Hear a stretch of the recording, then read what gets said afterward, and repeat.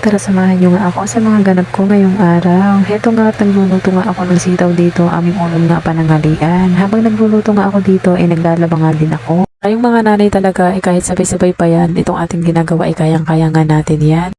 Naglaba na nga ako dito dahil nga parang may paparating nga na bagyo na binabalita nga sa TV. Kaya nga bago nga tayo abutin ng bagyo, ilalaban nga muna natin para hindi nga tayo matambakan. At sana naman nga wag ang dumating itong bagyo na to.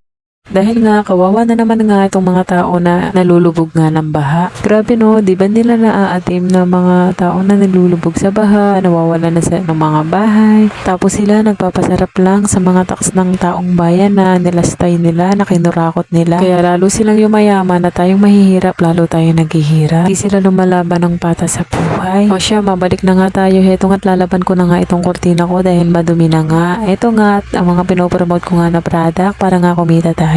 Sana naman nga sa mga nakakapanood ng video ko, heto nga, sana nga i-order na din kayo sa mga pinopromote kong product. Yun lang for today's video.